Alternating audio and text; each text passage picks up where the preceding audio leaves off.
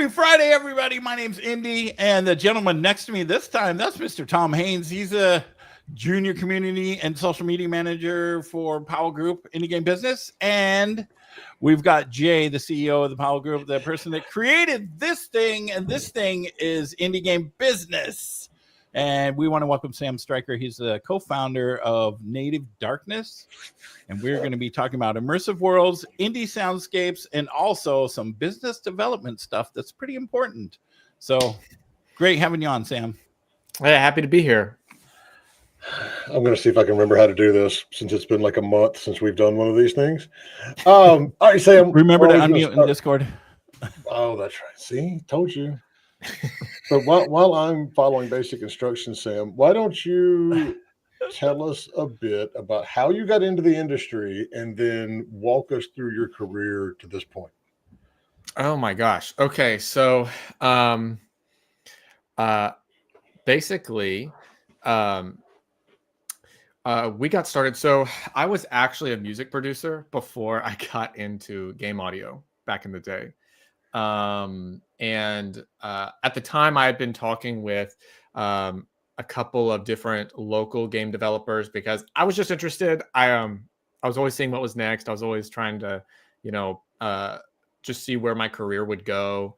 And around 2016, 2017, I actually produced a band with a guy named Hunter Shaw, and he was already in the games industry.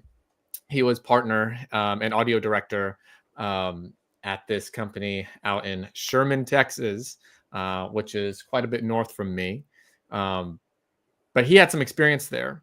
And so we kind of partnered up and started, putting it out there and trying to work on some smaller titles. And around 2018, we had worked on a tiny little title at the time called 7 Days to Die. And just kind of, we were asked to replace some music after they had gone viral on Kickstarter, and they needed some original music. And so we decided to give it a shot. They really liked it. The game continued to explode. And we realized that very quickly, we had some great momentum. Like we were kind of thrown into the fire, right? Like from very early on. And so me and Hunter and another composer at the time, it was just the three of us. We huddled together and we said, look, we got to roll with this. A lot of people wait years and years and years for this opportunity, and we've gotten one, and we've got to roll with this big title while it's relevant. So we immediately went to the quickest and closest games industry event at the time, which was PAX South. I don't know if you remember that, but that's what they used to have out in San Antonio. And as soon as we got there, we had to practice this pitch and how we would do it. And we thought, okay, well, we'll go in and we'll mention our services. We'll mention, here's how much we cost. Here's how we'll do it. We had this whole pitch lined out, and we said nothing about 7 Days to Die. We said nothing about any of the other games we worked on. We just wanted to tell them what we did. After being at the event for not even 5 minutes, this is no joke, we had somebody come up to us and ask, hey, did y'all do the music for 7 Days to Die? I recognize y'all. Can I get a picture with y'all? And that was like such a weird moment for us, because it's not like we were celebrities and it's not like we were rich or anything. And so we were sitting here going, oh my gosh, this is a huge, a way bigger opportunity than we realized. And so we completely scrapped the pitch and just basically led with, hey, we did the music for 7 days. Let us do the music for your game. Right. And we from that event alone, we got quite a few clients and quite a few good connections and people we still talk to this day.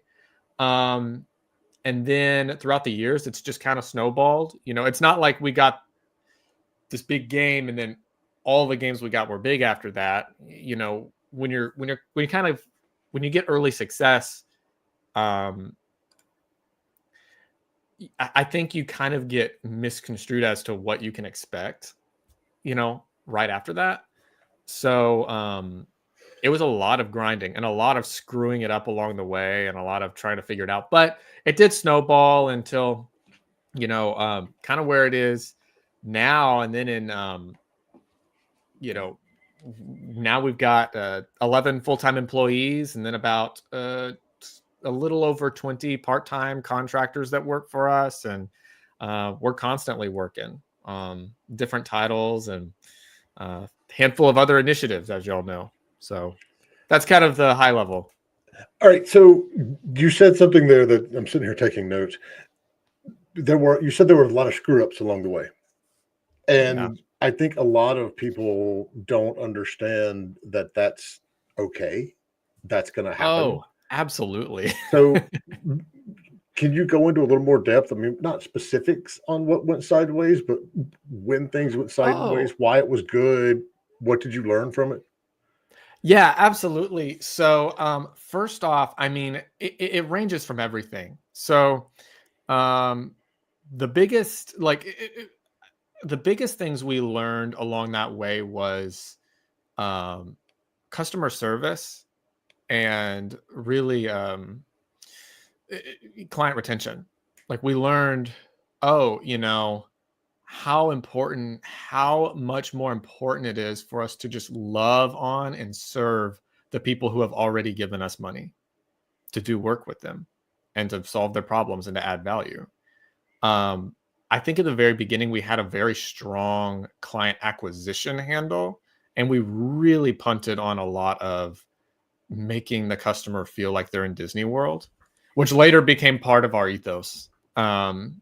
Is that all of our clients, we're the Disneyland of client service and customer service. And to get more technical, you learn a lot of things. You learn if you're doing any kind of cold emailing, which is a huge chunk of our business, right? Like that's a huge piece of where we got a lot of our clients, 5-figure, 6-figure clients was from cold email.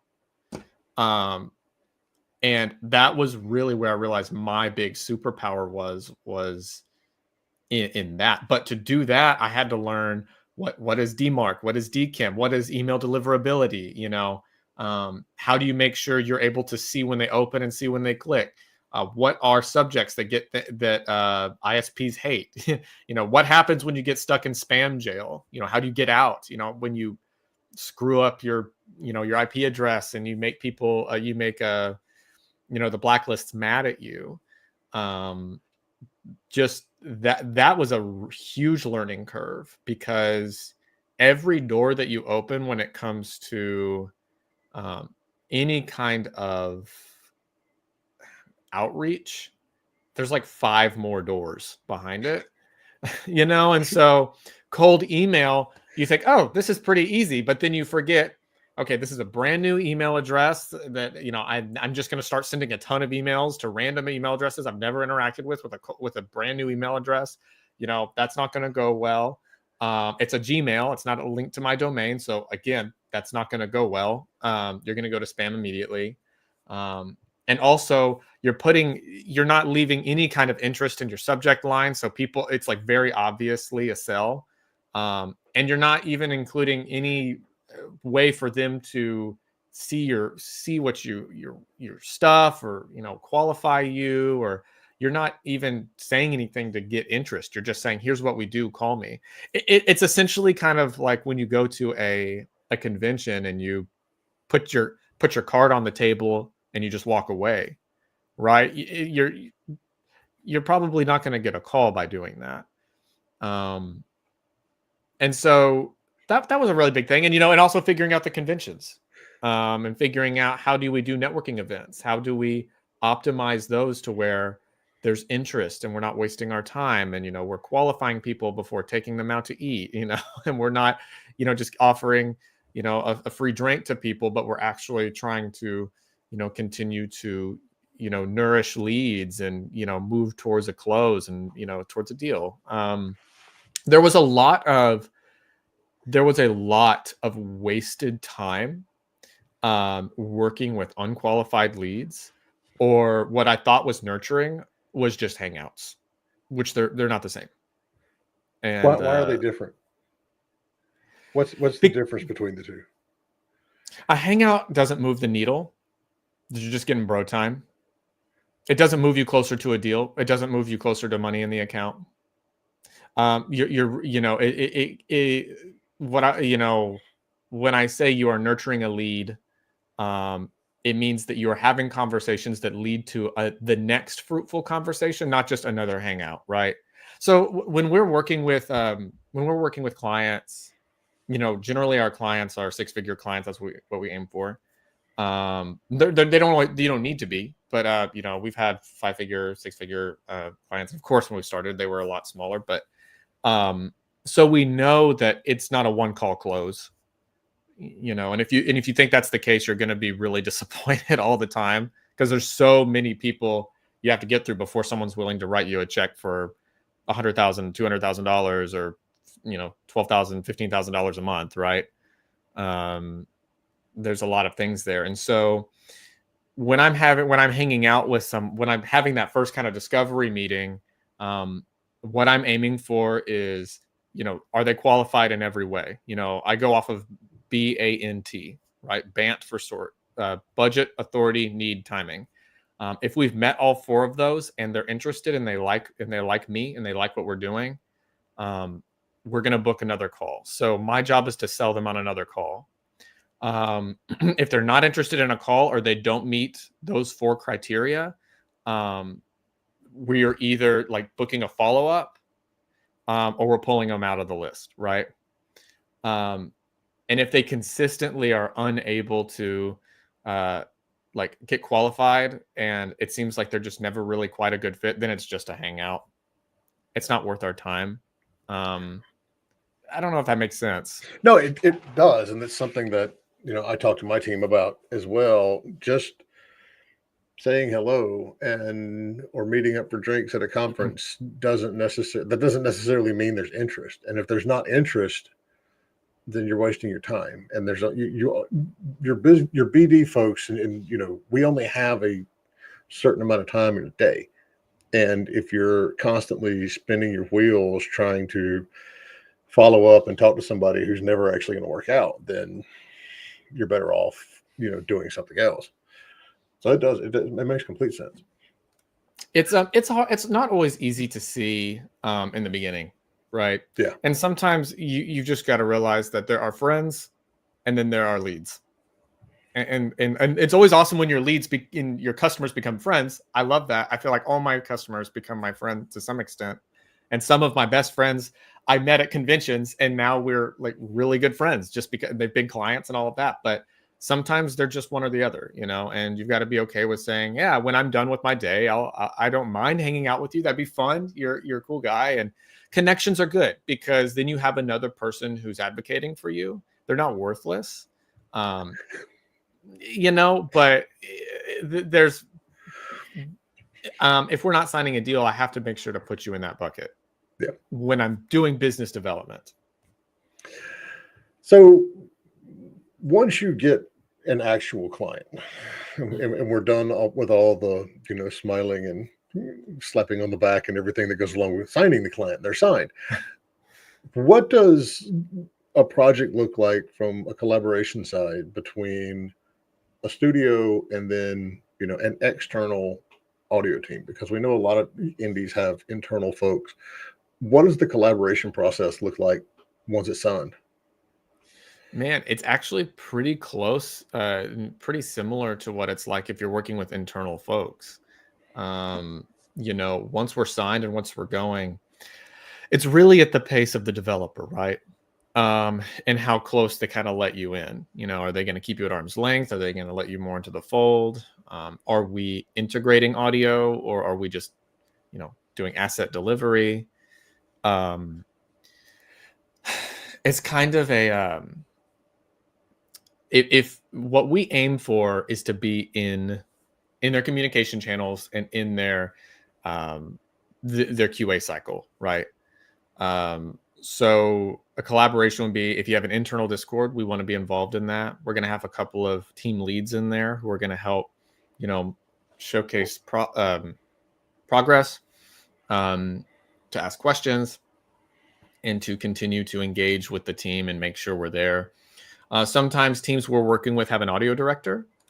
And so that makes it really simple because you got one person to run your work all past and, get their feeling on, and they're helping sort of guide the vision that they have.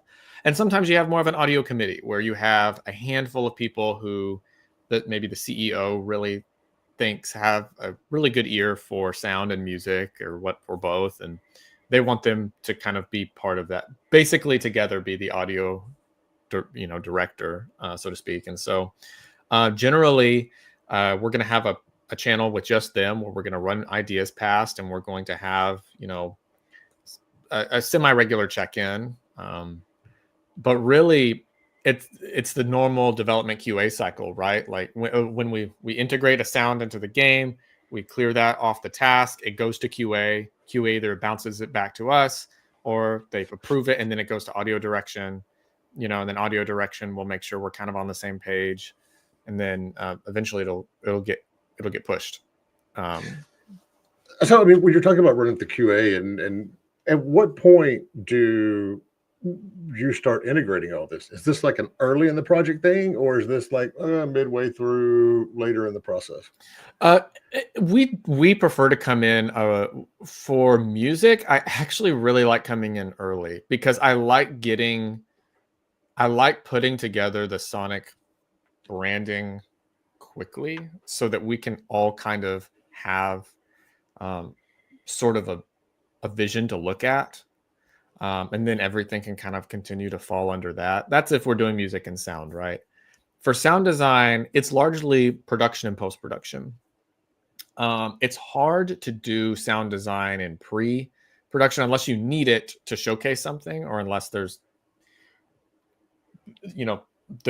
obstacles there. Usually we're in production or post-production because animations need to be fairly solid at that point. The design and the look and the weight of things need to be fairly solidified at that point. And you just don't get that kind of stability in early development generally.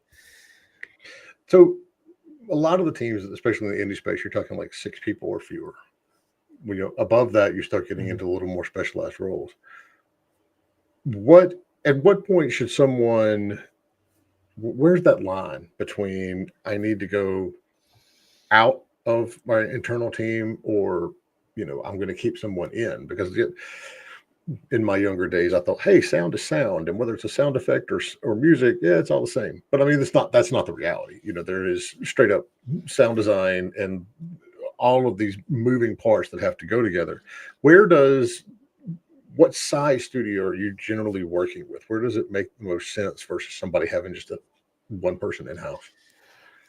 Man, that largely comes down to the budget and the vision for the game. So we've worked with teams as small as 12, and we've worked with teams as big as 100, right?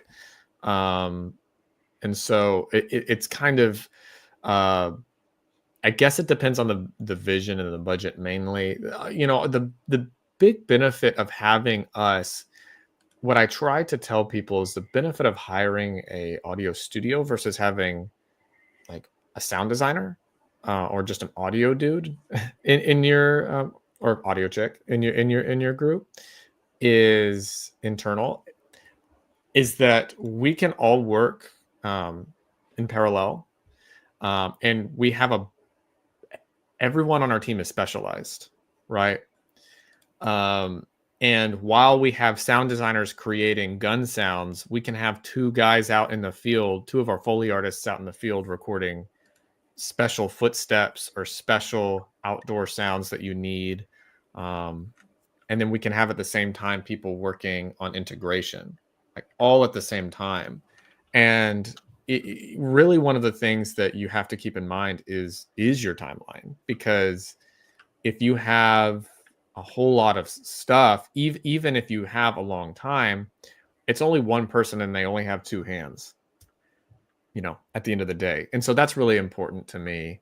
But I would say that generally we would want to work with a little bit larger of a team. but not too big.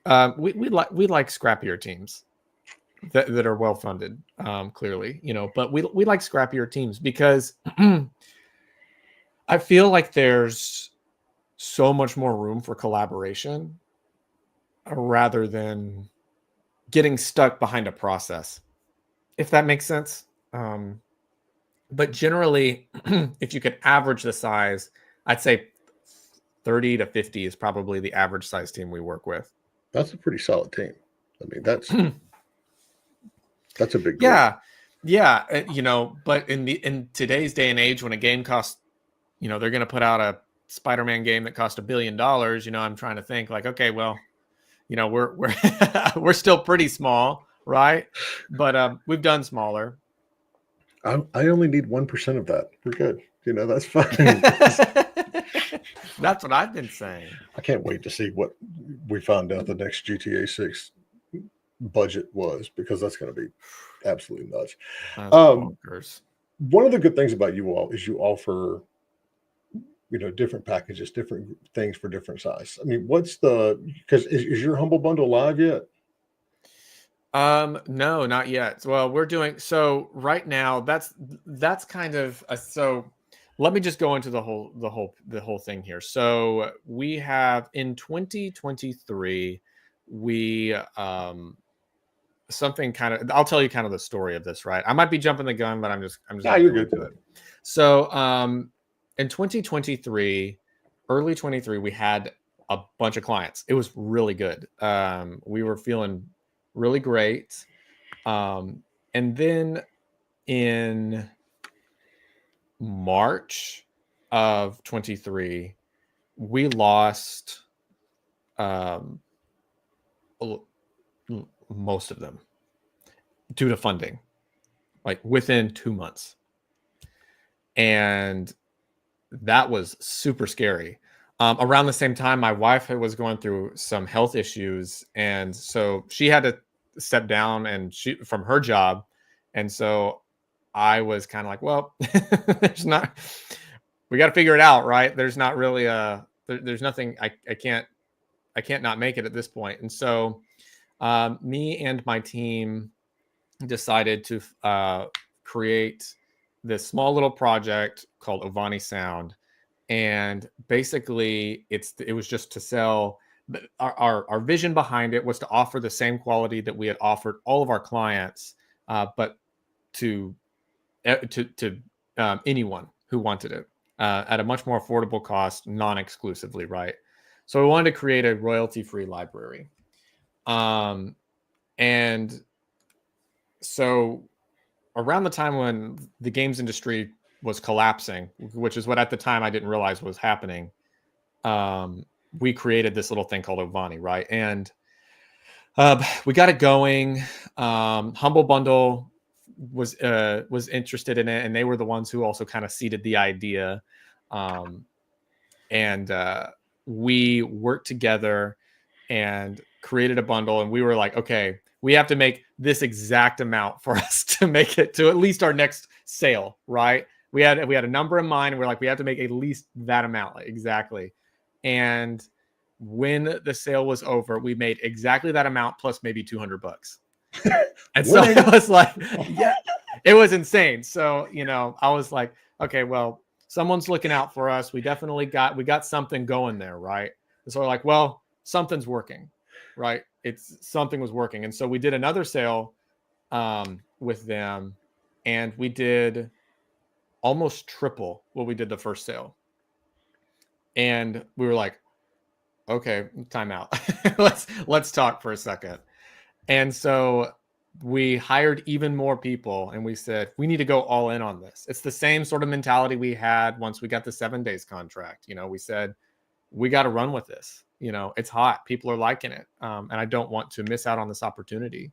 And so we did we created more sounds, and we built a community behind it. And it's grown, and it's started, doing really well. And so now it's pretty cool because we get this whole spectrum, right? We have the custom native darkness that's, it's bespoke. and it's a service. And then we have Ovani, which is something that we can offer to people on the lower budget end, or students or solos or people who just need something to get their game funded, and so we wanted to create that, and that's been great. There's, for every successful game developer who's making a living doing it, there's probably around 100,000 who aren't and can't afford that. And so we'd like, let's make something that supports them.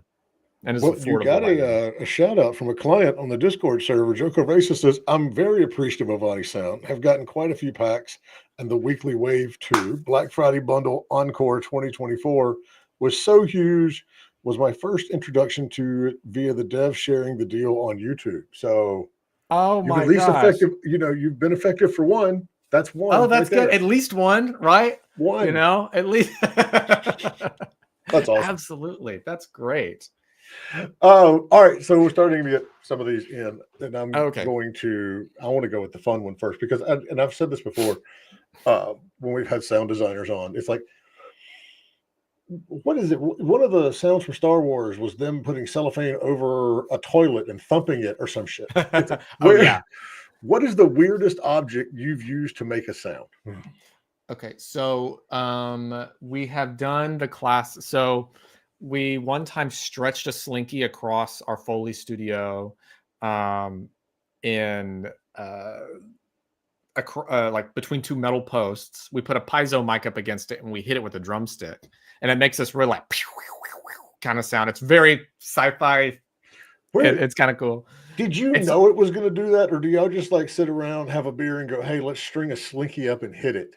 Hey, look, I got to give my team credit. It's really them, right? I mean, they are the ones who are doing this. We have a handful of sound designers on our team that are just they're just crazy. Like I think that's what they do.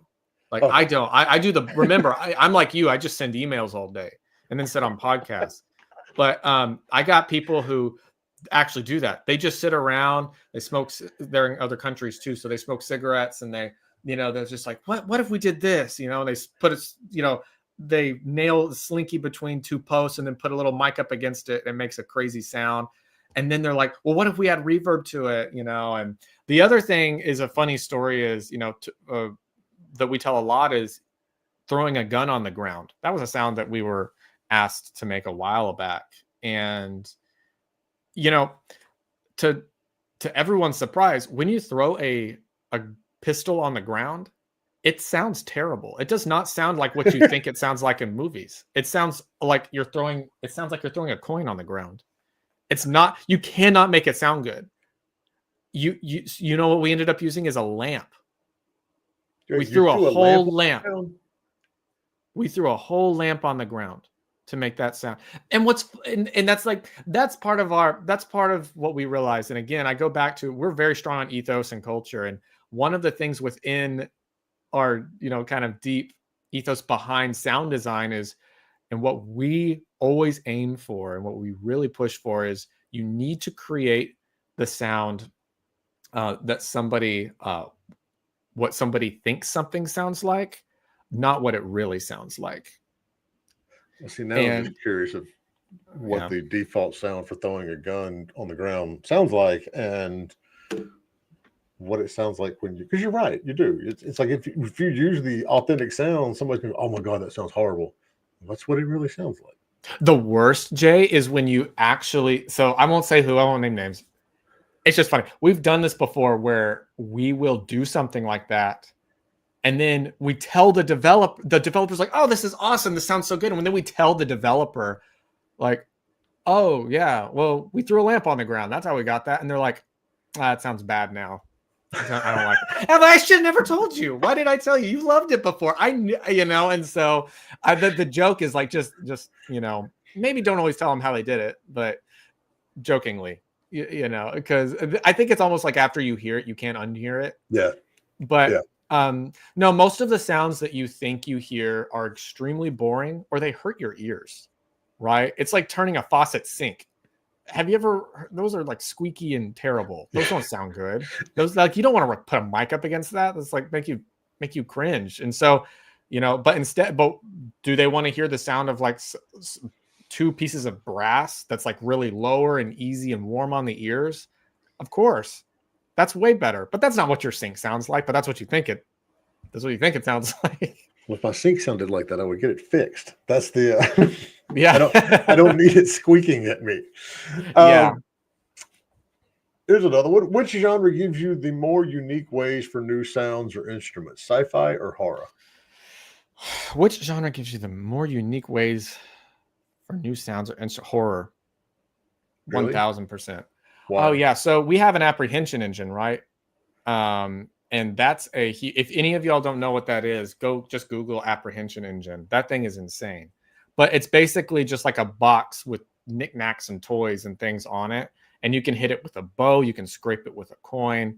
You can kick it, throw it on the ground. I mean, not really, but you could do a bunch of things with it. And it'll make a ton of different sounds just by kind of abusing it. And with horror, the name of the game is really using everything in a way it wasn't meant to be used. That seems to be what the team does a lot of. We used a flock of geese to make a sound that was really, really horrifying in 7 minutes, which is another game we worked on. And I'll just tell you, like, horror just forces you to push the limits and use instruments in ways that they weren't meant to be used. Sci-fi, you can, there are a lot of things in sci-fi, but you find that a lot of sci-fi is in the box. You find that there's a lot of stuff that you do in the computer on sci-fi. And so I think horror is the one where you get a lot of the author. Horror is also the one where there's a lot of field recording, a lot of people going out and doing things. And so I think that's the fun meat and potatoes part of the business that the sound designers get to do, the Foley artists. I mean, to be fair, geese are horrifying and evil creatures. So I get it. Yeah. Cobra Absolutely. So from Discord as well, how do you approach building the soundscape for a game from scratch?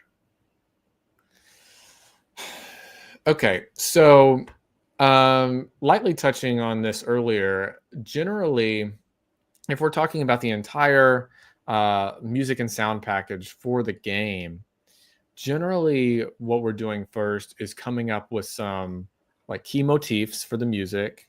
Like, hey, what is the music that you want people to think of when they think of your game? What's that catchy melody that will stick in their ear that if they're in the other room, they'll know, oh, they're playing that game. I can hear it right off the bat. And then we do what's called like key sounds.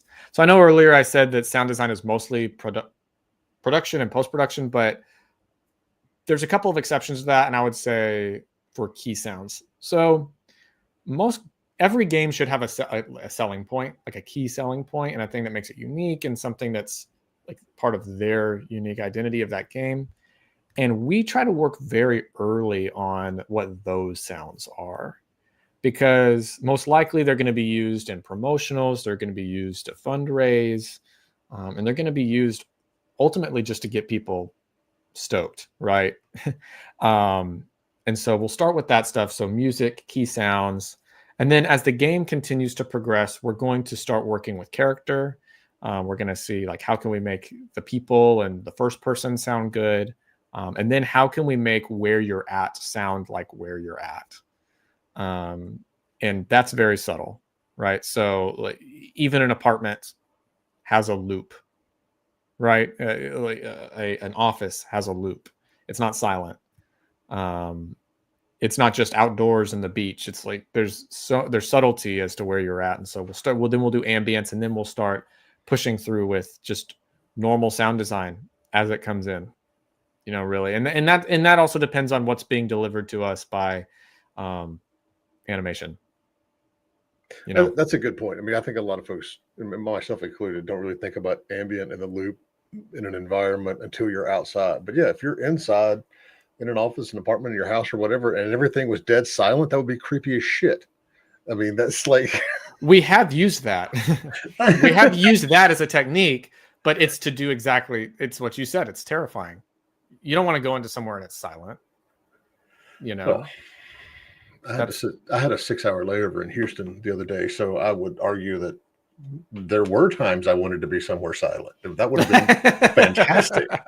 But that's the thing. It wouldn't have been actually like nowhere you go is truly silent, right? Yeah. And so that's sort of the subtlety that we want people to be aware of in game design. That's so important in sound, and that we feel like is really really missed out on. I think is subtlety.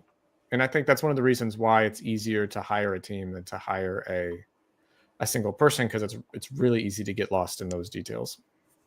Personal opinion.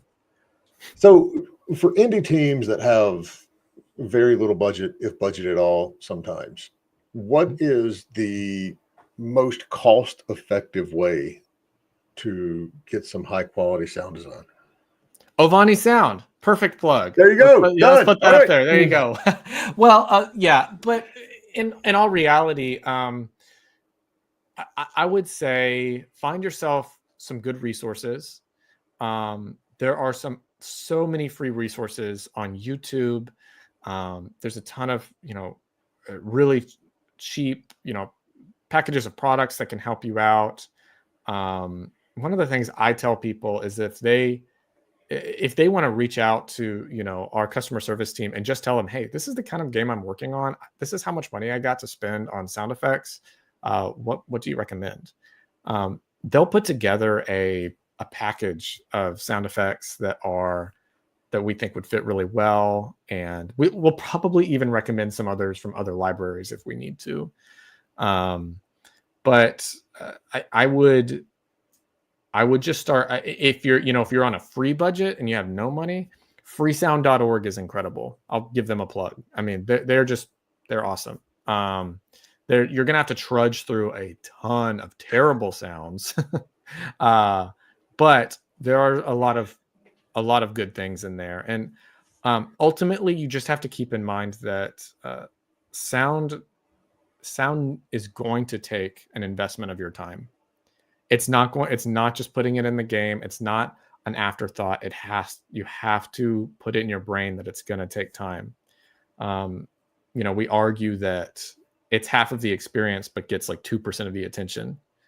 And so that's something I keep in mind. I can tell you all the resources, and, we're happy to help if anyone wanted to shoot us an email, but ultimately you just got to put it in your brain that it's got to be a priority. Are there any current trends or changes in game audio? 200 hertz. That's super specific. But anyone who's in sound design will notice there's a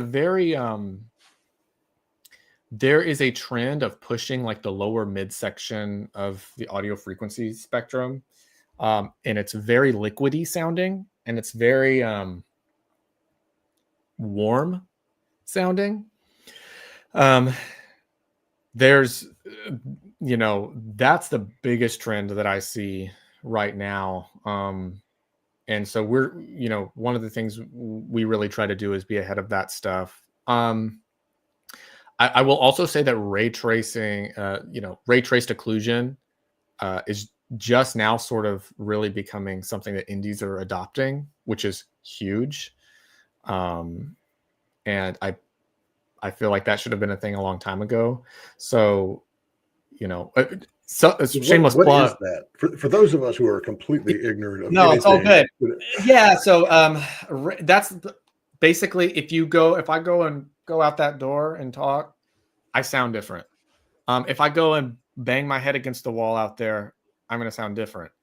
You can't see me, and so the sound's got to travel differently. Certain frequencies are going to get cut off, and certain ones are going to make it to the microphone.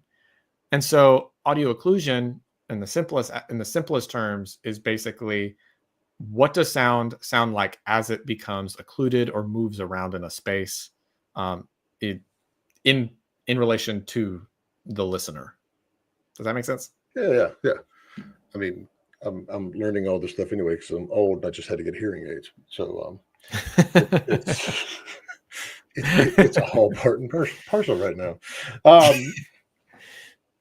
what is, I mean, if there was one thing that you could go back and look at indie devs or even your own experience and say, look, this piece of advice or this routine that I had has become invaluable, what would it be? If I'm talking to indie developers, or if I'm talking to like other vendors, Either one. I mean, both indie teams, like it goes along the same lines as what's the biggest mistake you see indie teams making. But yeah. Oh, okay. Well, and I think I just touched on this, but really, I would say it'd be not prioritizing the vision you have for the audio in your game. I just think that's huge.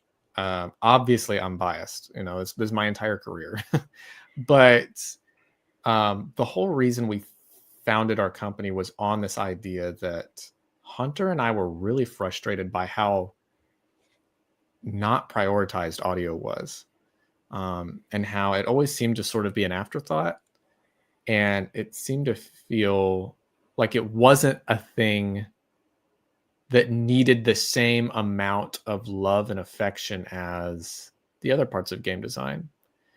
And I don't mean that like I'm trying to be some warrior about it. But I just think that there's half of the story you're missing when you don't plan it, when you don't think about what's the budget for it? What do we want? What is the sound of this game? What are we trying to tell the player if somebody was just listening to it? That's something that I think is equally as important as what you see. Again, I've made a career out of this, so I have bias here. But that's what I would say. All right, I got two interesting questions here from Discord. One, have you ever made a sound you love, but the team said it was too disgusting or too silly to use? We've pushed it a little bit. Sometimes in the gore department, there was something we did where someone was stepping on a spike trap. Oh God. And I think that the developer wanted something that was a little bit more of like it was just kind of quick, but we went over the top with the fruit, right? I mean, we just we made it very liquidy. We made it very clear that you stabbed a person. And I think that I think we pushed it too far, on purpose, because I would rather go too far and then them say, hey, back off just a little bit, please, than not go far enough and wonder if we never made it. So we've definitely done that with gore. In terms of being silly, not really.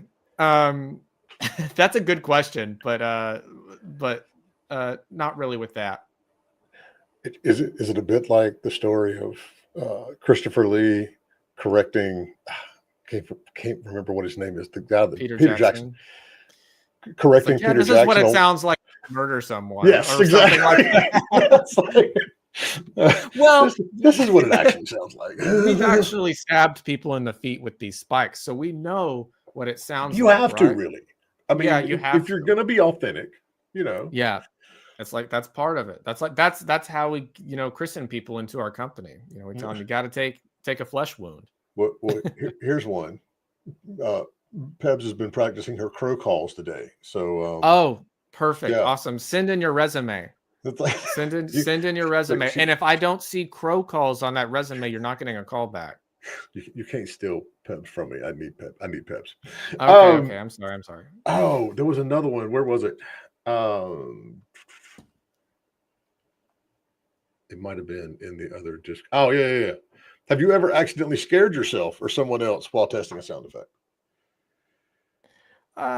Not me personally, but I'll say Hunter probably has, just to goof on him a little bit. He's probably scared all the time. He's probably listening to the sound shivering. But at a certain point, it has to weigh on you. It's like I had a friend of mine who did art direction for a very gory first person shooter genre, and he actually had to take like a few months off because just seeing all of that and creating all of that over time just basically messed with his head. And I'm like, yeah, I get that. Yeah, I think that we did some sound design on a game called Backrooms Escape Together, and we did a couple of sounds for one of these characters that was like humming, and it was really funny. Is we did jump scares too. Jump scares never got us. We're super seasoned at those since we're fairly niched in horror at this point. It seems I feel like we've got a good handle on that. But there was this one thing that we did where we made the character hum, and it turned into, I believe it was a South African lullaby that we ended up making it. And it sounds like it's struggling and it's kind of choking it out, but it's like with his mouth closed. And I think when we were going back and forth with the dev with feedback, trying to make that happen, it's kind of like seeing the sausage made. So it was very, it was difficult having to hear it a lot and then say like, it sounds more like gurgling, like he's drowning versus could we make it more sound like he's just struggling to get it out? And I think I could see how going through that could be hard, but thankfully we haven't worked on a game that has disturbed us deeply enough to say, okay, we need to take a break. This is a lot. Backrooms was hard. We definitely needed to take a breather after that, but it wasn't like where, oh my gosh, I spent a year building the sound of shooting people in a first person shooter. I've got to go get therapy now. It wasn't like that. Oh, all right. We got one from the Women's Game Jam, and which we are proudly supporting again this year at the PAL Group. We love doing these things. Nice. Game Jams are the best. So Women's Game Jam starts today. What would you recommend for first-time jammers that don't know where to start sound and music-wise? Oh my gosh. Well, look, first thing I would say is find some inspiration, and just, find like some music or some sounds that really fit. And then let's use those keywords that you could use to describe those sounds or that music. And then let's, go and look through Ovani's library. You might find some really cool packs of sounds in there that you like. For us personally, and for other companies too, they generally have small little bundles of things on the website that kind of is a good starter pack. Like for instance, we have a starter pack on there, just like a game, like I think it's called a sound design starter pack or something like that. And so you can do stuff like that. Yeah. And if we don't, again, free sound is awesome. There's other companies as well. But just start with references, and just kind of go from there and use keywords. That's what I would do. That's the easiest way to kind of get started. All right, and good luck on the jam too. We love that one. All right, so we got about 10 minutes left. So if anyone's out there and you have a burning question, put it in chat. Let's talk about BD a little bit more, because we've got Gamescom coming up in about a week and a half. And truthfully, contract development studios face a lot of the same hurdles and problems as service providers when we go to these shows, because people are really there looking for all of that. For the folks who have cold feet, who aren't, used to going out and doing what you and I do every day, what's the best advice you can give for networking and meeting people at these big conferences like Gamescom or GDC? First thing I would recommend is reaching out ahead of time to get a feeler and making friends ahead if you can. Gamescom is coming up quick, so that's coming up. But I would highly recommend make your time as intentional as possible there, and reach out ahead of time and just gauge interest.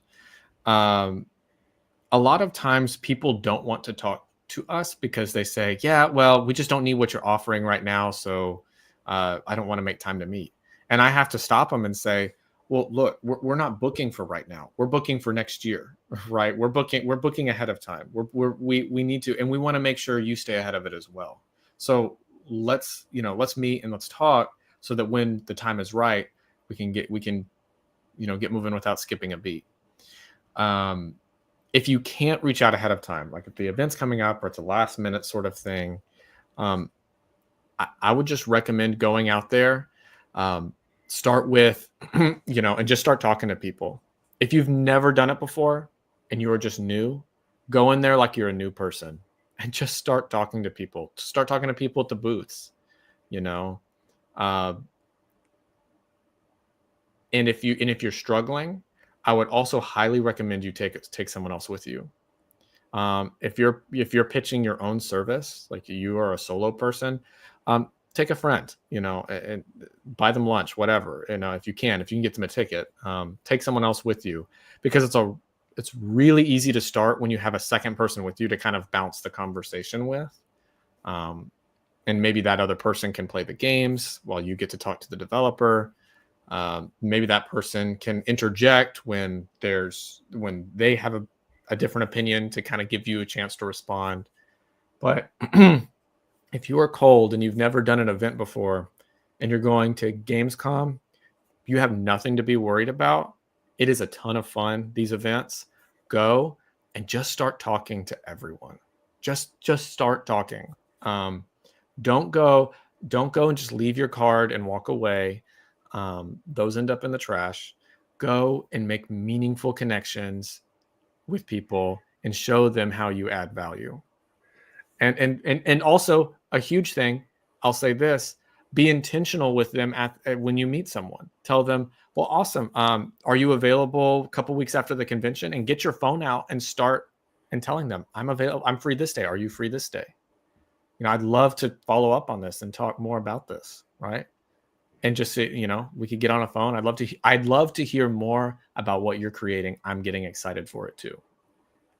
And if you can just be intentional with the follow-up, that's really cool. And if they say, hey, I really can't wrap my mind around that right now, awesome. Add them on LinkedIn and follow up with them on LinkedIn and say, it was great to meet you.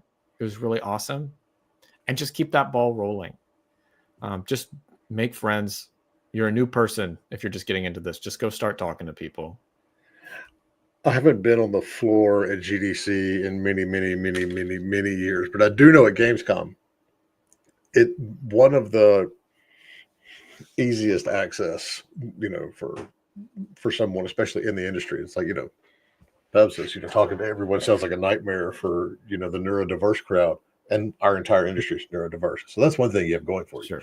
You're among friends, but there are so many booths in the business area at Gamescom that are run by trade federations from countries, and you don't necessarily have to go through, a gatekeeper or, the business person. You can literally, all the games are on display. You can literally just go up and start talking to the devs about their game. And I assure you, that's a lot easier than, trying to sit down and go 20 minutes talking about why they should hire you. I mean, just like you said, just make friends, talk, ask about the game. Eventually it'll come around to sound, but just be genuine. That's usually the easiest thing to do anyway.